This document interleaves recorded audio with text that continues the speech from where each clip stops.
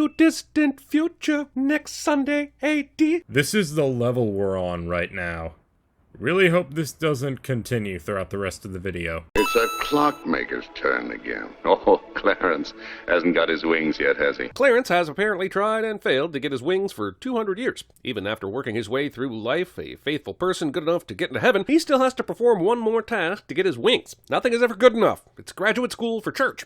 If you watch the whole scene, you can tell that they haven't really given him any tasks. It's implied that they've been actively avoiding giving Clarence any tasks because they think he can't handle it. They literally tell Clarence before he does this task that if he does it well, they'll give him his wings. This is likely how most angels get their wings, if they do a task incredibly well. Nobody said that Clarence has been trying to work hard all this time, but they still haven't given him his wings. He's got the IQ of a rabbit. Yes, but he's got the faith of a child. I could easily give him more intelligence, but then he'd stop believing in me. What makes you think that he can give him more intelligence?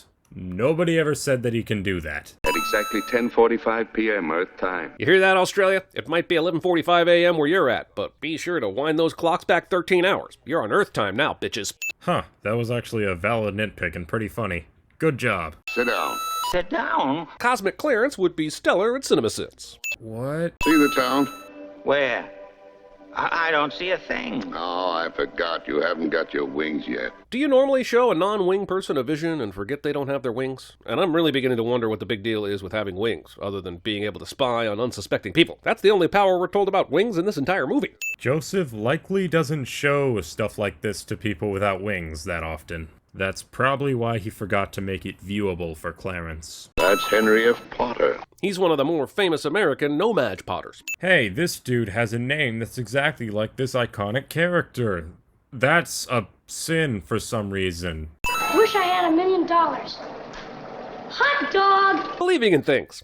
George never says that he firmly believes in this. It's probably just something everybody does when they walk into the store, as sort of a hobby. Not everyone who does the Bloody Mary challenge actually believes in it.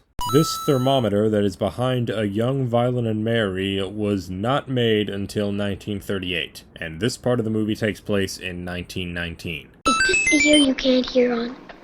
George Bailey, I'll love you till the day I die. I have bad hearing, and one ear worse than the other, but if you lean in that close and confess your undying love, I'm gonna notice. His good ear is about as close to her as his bad. Jeremy, unlike you, George Bailey can't hear at all out of his bad ear. Even if you put an earbud in his ear, which he can't hear out of, he would not hear a thing. Earbuds weren't invented when this movie came out, but in a hypothetical situation that I just made up, they were. Taking advice from cigarette ads. Man, the 40s were the tits. Stop just pointing out what's happening and acting like you said something of value. I don't suppose you'd like this old second-hand job, would you? George aspires to have multiple harems, so I'm assuming that he not only likes second-hand jobs, but also probably hundred-hand jobs. Haha! That was a joke relating to the act of doing a thing that causes demonetization. I don't want to spend the rest of my wonderful life cataloging the vast amount of continuity errors in this movie, but scenes like this, where this woman walks by the car twice and is seen often in other parts of the scene, and Ernie ducks into his cab only to be shown seconds later still leaning out, are commonplace here in Bedford Falls. Which means either there's a glitch in the Matrix, or they didn't have continuity departments in 1946. Either way, here's 15 sins to save my sanity. This also saves my sanity, because it means I don't have to point out every continuity error you didn't notice. There will be missed sins in this video, but I won't have as many because Jeremy has covered most of the continuity errors, which means we won't get a video similar to the previous sins video. I'm removing a sin because this makes my job much easier. Oh, he's a sick man. Frustrated, sick in his mind, sick in his soul if he has one. Someone's been reading my fan mail. Ha! Oh, if you want a shock, I think you're a great guy. There's a reason this movie has stood the test of time, and that reason's name is Jimmy Stewart. He somehow takes the sentimentality and cheese and turns it into a big old plate of sincerity. I knew I'd have to give this sin off eventually. Might as well get it out of the way now. I agree with you. Jimmy Stewart's performance is definitely one of the many highlights of this film. George Bailey is dancing right over that crack. I've got the key. Who is this foul tempter? Why does he care so much? And where did he even get the key? If he wants this pool open, why not just do it himself? Everything you just said there is valid, except for that last part. Why not do it himself? If he gets somebody else to do it, he's less likely to get caught. I had to knock down 3 people to get this stuff we're wearing here. So in the locker room, there was a football uniform and a robe right next to each other? Besides, I'm not sure I'm buying this mad dash to the locker room to get dry clothes. Did everybody get out of the pool at the same time? Did someone yell, "Hey, you want dry clothes? Go to the locker room, first come, first serve," and everybody went ballistic? First of all, George never said that those two articles of clothing were right next to each other. And if you're in a school and you need to find clothing, the locker room is the first place you would go. I don't know. Maybe I will say it. When George says, "I don't know, maybe I will say it," his mouth movements do not match the words in any way whatsoever. I don't know. Maybe I will say it. No, you see, you make a wish and then try and break some glass. But I thought you could make a wish on that mystery flame box you've wished for $1 million on twice. Why smash a window of a house that the woman you like says she loves? More than one wish myth can exist. Why don't you kiss her instead of tongue her to death? Ah, the days before internet porn. How on earth is acting like Hitch the same as looking at internet porn? There's other people in the house, so I really hope nobody heard that without context. My father just fell in love with him. You did too. Yeah, but he has sex with me more. Stop! He says it's the chance of a lifetime. Drop calls. Here, Ed, you remember last year when things weren't going so well and you couldn't make your payments? Yeah, I remember. I also remember I told you that if you ever get a chance, don't tell the entire town about it. Why would that need to be a secret? That type of thing has probably happened to everyone. Bread, that this house may never know hunger. Oh, and don't you know? If you bury this bread in the backyard, it'll grow more bread. And as long as you take care of your bread crop, you'll never be wanting. Mary was in no way implying that this bread is the only food they would need. The bread is a symbolic gesture that they would never starve. Just like how the salt and the wine are also symbolic gestures. If you play the whole scene, you would know that. Salt, that life may always have flavor. And wine, that joy and prosperity may reign forever. Enter the Martini Castle. Oh, she's got a cold. She's in bed. Caught it coming home from school. They gave her a flower for a prize, and she didn't want to crush it, so she didn't button up her coat. All this time, science has been searching for a cure for the common cold, and we just needed to button our coats. These scientists, the answer's been here the whole time. Technically, that wouldn't be a cure for the cold. It would be a prevention for the cold. James Stewart in Frank Capra's The Room. You are tearing me apart! Jeremy. Drinking and driving. Stop just saying what's happening on screen as if it's bad and acting like you said anything of value. Sorry about the audio problems with the CinemaSins footage throughout the rest of the video. When Clarence is screaming for help, his mouth is not moving. This works. Also, they survived this. Why wouldn't it work? Clarence has seen George's whole life. He knows that George would jump in to save him. You know, just like how George jumped in to save Harry Bailey. You wish.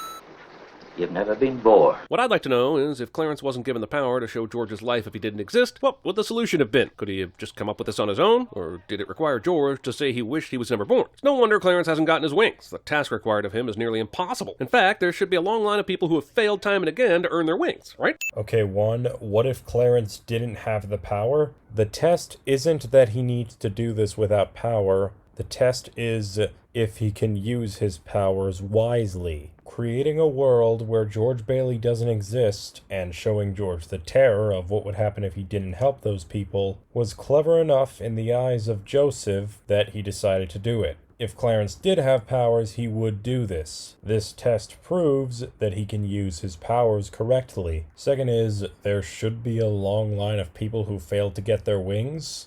Nobody said that there wasn't. You worry. One of the oldest trees in Pottersville. Pottersville. This moment here, this is where George should truly realize he's in an alternate reality. If all the other things he's witnessed to this point didn't convince him, this should certainly do it. But George will continue to think everything is the same for an insane amount of time and inspire the 4th Shrek movie, and I cannot forgive that. The entirety of George's trip through Pottersville, George is drunk. The concept of 2 and 2 isn't coming to him immediately. Time you hear a bell rings, it means that some angel's just got his wings.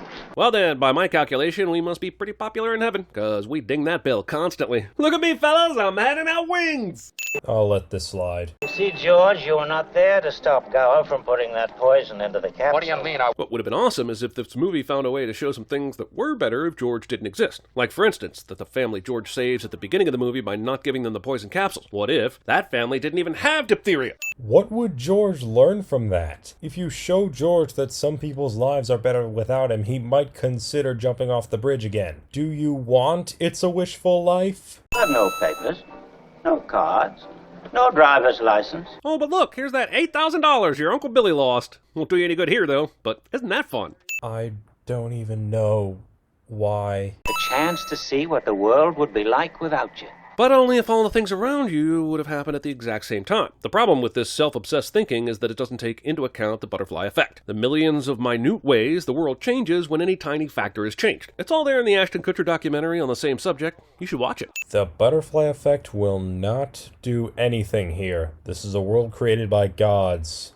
It can be designed any way they want. You understand that, and I'm going home alone. Movie inspires its own inclusion into the Home Alone franchise. That's definitely the movie's fault. If we look around Pottersville much longer, we'll see the secret to Potter's wealth. He stole a sports almanac in 1976 and gave it to his younger self in 1916. You all know the drill at this point. Your brother, Harry Bailey, broke through the ice and was drowned at the age of 9. See, this is what I'm talking about. Why would Harry have even been at that ice slide? Would he have been friends with a non-existent older brother's friends? Would they have picked the same spot on the same day without George's input? Would he have even tried to go as fast or as far without his older brother bullying him as a scare baby? For all we know, Harry might have grown up with more opportunities and in a family with more resources and one less mouth to feed. Jeremy is implying that Harry is only friends with George's friends because George is friends with them, but that's never said. And again, this is a world created by gods. It does not need to apply with the rules of the butterfly effect. Every man on that transport died. Harry wasn't there to save them. Yeah, assuming that the war itself carried out the exact same way as it did when George existed. Oh, so I'm no fun now? Think I'm ruining this movie? It's 73 years old. It's had a pretty good life. Again, this is a world created by gods. It does not matter. Mary! Seriously though, by all accounts, she's got a good job, seems well put together, and gets to hang out around books all day. It's quite possible Mary is better off without you, George, despite what the movie is trying to tell us. I agree. Having George's breaking point be, "Oh no, Mary, you're at the library reading books," is really dumb. Merry Christmas, you wonderful old building alone! If I'm honest, I kinda want the Midnight Club back. Yeah, who needs George's life's work? I want to watch dancing girls. Might be the most inappropriate joke I've ever done. All this time, you were watching the biopic of the first successful Kickstarter campaign, and now you know the rest of the story. This is vaguely similar to Kickstarter. It's from London. Oh. Mr. Gower cabled you need cash. Stop. My office instructed to advance you up to $25,000. Stop. Hee-haw and Merry Christmas, Sam Wainwright. This. To my big brother George, the richest man in town. And this gets me every time. Every single time. I agree.